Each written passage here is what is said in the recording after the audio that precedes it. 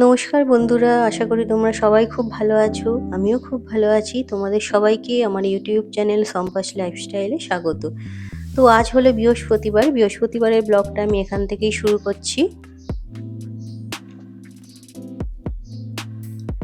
তো বৃহস্পতিবার যেহেতু রান্নার খুব একটা ঝামেলা থাকে না, তাই তোমাদের সঙ্গে সেরকম কিছু শেয়ার করিনি। কি কি রান্না করেছি শুধু তোমাদেরকে দেখিয়ে দিই একবার, চলো।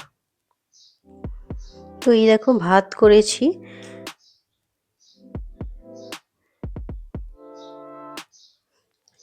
আর এখানে আছে মুগ ডাল। এটা শুধুমাত্র জিরে ফোড়ন দিয়ে করেছি। আর ঝিঙে আলু পোস্ত করেছি একটু। আর এখানে এই জায়গাটায় আছে শুধু আলু আলু পোস্ত। এটা একটু ঝাল দিয়ে রান্না করেছি। আমার মেয়ে এই খাবারটা খেতে খুব ভালোবাসে। তো ওকেও স্কুলে টিফিনে আমি এটাই দিয়ে দেবো, সঙ্গে রুটি করে রেখেছি। আর এই যে এখানে কিছু কাঁকরোল আর আলুকে লম্বা লম্বা করে ভেজেছি, পাঁচ ফোড়ন আর কাঁচা লঙ্কা দিয়ে। তো এই হলো আজকের মেনু আমার। যেহেতু বৃহস্পতিবার, তাই সমস্ত নিরামিষ খাবারই রান্না হয়েছে আজকে। তো রান্না কমপ্লিট হয়ে যাওয়ার পর দেখো, রান্নাঘর আমি পরিষ্কার করে নিয়েছি। তো তো আজকে একটা নতুন রেসিপি তোমাদের সঙ্গে শেয়ার করব। তো দেখো, তার জন্য কড়াইতে জল দিয়ে আমি গ্যাসে বসিয়ে দিয়েছি। আর এখানে দেখো, কিছু কাঁচা আম আছে। আমগুলো অনেক দিন আগে দাদা দিয়ে গিয়েছিল। এগুলো আমাদের গাছের আম, ফ্রিজেই পড়েছিল। তো তাই ভাবলাম আজকে বের করে নিই, না হলে কালো কালো হয়ে যাচ্ছে। বের করে আমি এটাকে দিয়ে একটু আম পান্না তৈরি করব। তো চলো তোমাদের দেখাই কিভাবে তৈরি করি। প্রথমেই দেখো, আমগুলোকে আমি সেদ্ধ করতে বসিয়ে দিয়েছি। দেখো, ভালোভাবে সেদ্ধ হয়ে গেছে, আর আমের স্কিনের কালারটাও দেখো চেঞ্জ হয়ে গেছে। তো এবার এটাকে আমি গরম জলটা ফেলে দিয়ে ঠান্ডা জলে ভালো করে ধুয়ে রেখে দেবো, আমগুলো যাতে ভালোভাবে ঠান্ডা হয়ে যায়।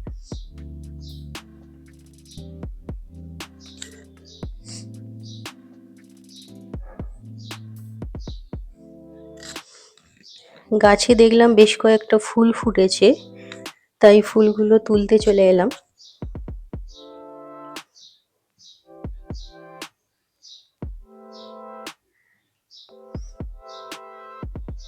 এই যে দেখো, অপরাজিতা গাছটাতেও ফুল ফুটেছে। তোমাদের বলেছিলাম এটা আমার সাদা অপরাজিতা ফুলের গাছ। দেখো ফুলগুলো কি সুন্দর হয়েছে।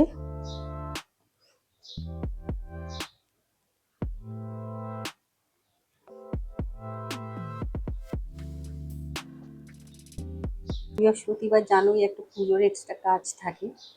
তো সকাল থেকে রান্না সেরকম কিছু ব্যবস্থা থাকে না আজকে, তাই তোমাদের সঙ্গে শেয়ারও করিনি। তো বাবানকে তুলে দিয়ে এলাম। এবার আমি যাব ছাদে। ছাদে গিয়ে ঠাকুরের সমস্ত কাজগুলো কমপ্লিট করব, তারপর দুপুরবেলা গিয়ে পুজো করব।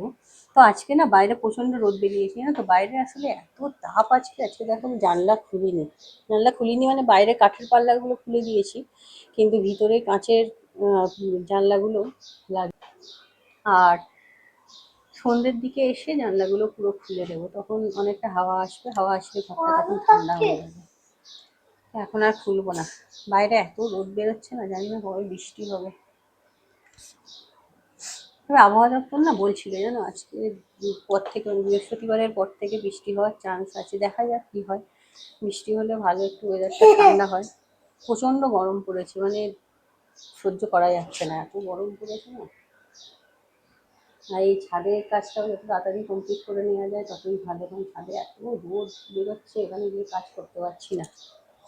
তো চলো, এখন বাজে 10টা 10। এখন গিয়ে ঠাকুর ঘরের কাজগুলো কমপ্লিট করি। তো দেখো, আমি আবার রান্নাঘরে চলে এসেছি। আমগুলো মোটামুটি ঠান্ডা হয়ে গেছে। তো আমের খোসাগুলো আস্তে আস্তে ছাড়িয়ে নিচ্ছি সব কটা।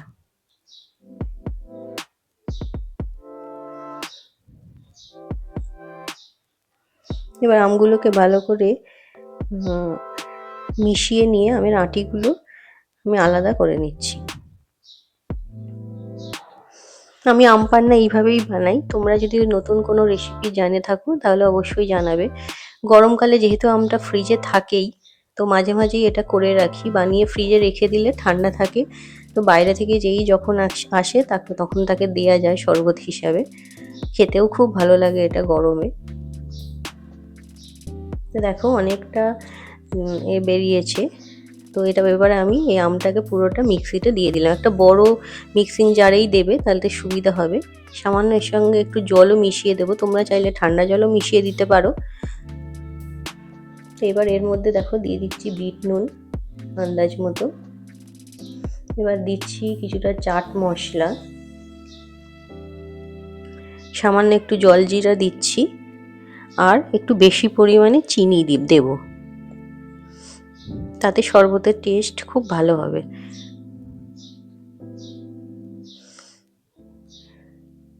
তো এই দেখো, এগুলো হচ্ছে আমাদের বাড়িতে থাকে এই বিড়ালগুলো। এই বিড়ালের বাচ্চাটা আমাদের উপরের ঘরেই হয়েছিল, তো তারপর নিচে নামিয়ে দিয়েছিলাম, ওরা এখানেই থাকে। তো দেখো আমের শরবত আমার রেডি, আম পান্না। তো এবার এই আম পান্নাটাকে ফ্রিজে রেখে দেবো, ঠান্ডা হলে সবাইকে দেয়া যাবে তারপরে।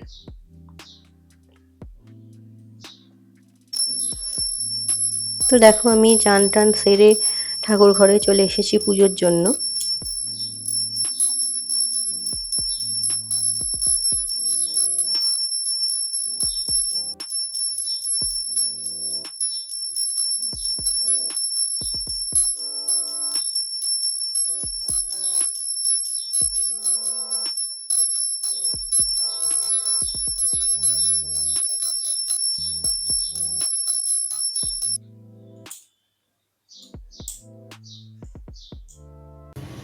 দোল পূর্ণিমা নিশে নির্মল আকাশ, ধীরে ধীরে বহিতেছে মলয় বাতাস।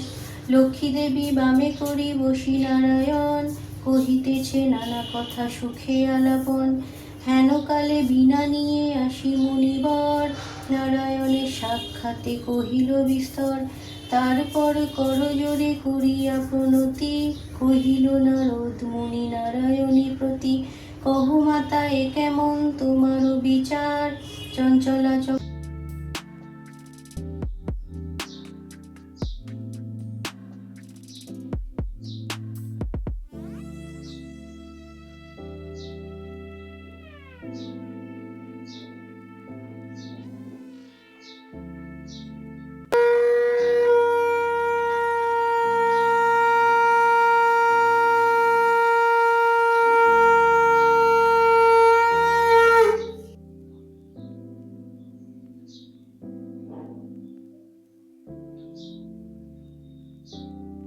দেখো পুজো আমার কমপ্লিট।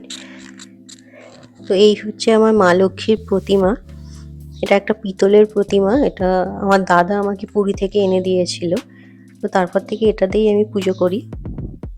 তো বাইরের ওয়েদার দেখো, রোদ শুধু দেখো, উফ, আকাশ একদম পরিষ্কার, একদম শরৎকালের আকাশ মনে হচ্ছে, তাই না?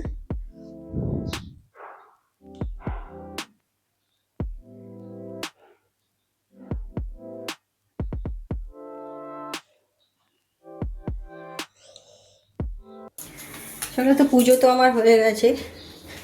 এখানে একটা জিনিস তোমাদের সঙ্গে শেয়ার করি, দাঁড়াও। এই দেখো, দেখতে পাচ্ছ কি তোমরা?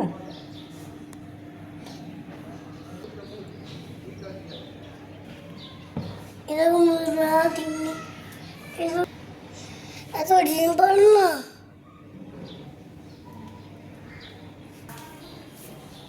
আমি চলে এসেছি নিচে। তোমরা দেখলে পাখির ডিমগুলো, খুব সম্ভবত চড়াই পাখির বাসা বোধ হয় ওটা। আমি এতদিন খেয়াল করিনি। ওই সাইকেলটা আসলে আমার মেয়ের সাইকেল, তো দীর্ঘদিন ধরে ওখানে পড়ে আছে। ভাবছিলাম ওখানটা পরিষ্কার করবো, তাই আজকে গিয়েছিলাম। তো গিয়ে দেখলাম ওখানে 3টে ডিম আছে পাখির। তো এখন ওখানটা নাড়াচাড়া করলে ওর অসুবিধা হবে, ওর মা এসে খুঁজে পাবে না ডিমগুলো। তো তাই রেখেই দিয়েছি, দেখা যাক পরে কী হয়। ভাবছি না ওখানে যে ডিম এটা আছে, পাখি যে বাসাটা করেছে, সেই বাসাটাকে একটা ওই প্লাস্টিকের ঝুড়ির মধ্যে রেখে সাইকেলটা ভাবছি আস্তে আস্তে সরিয়ে নেব। কখন রোদ কমবে কে জানে। আমি উপরে চলে এসেছি। খেলা কর যা।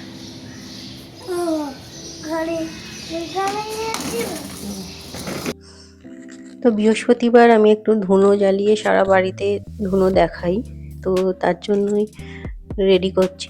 সন্ধেটা দেয়া হয়ে গেলে তারপর সেটাও করে নেব।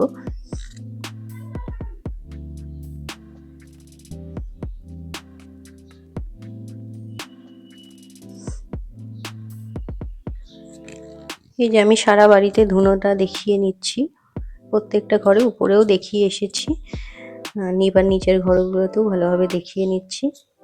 তো এই ছিল আমার আজকের ব্লগ। আশা করি তোমাদের ভালো লেগেছে। যদি ভালো লেগে থাকে ভিডিওটা অবশ্যই একটা লাইক করে দিও আর চ্যানেলটাকেও সাবস্ক্রাইব করে দিও। তো টাটা, বাই।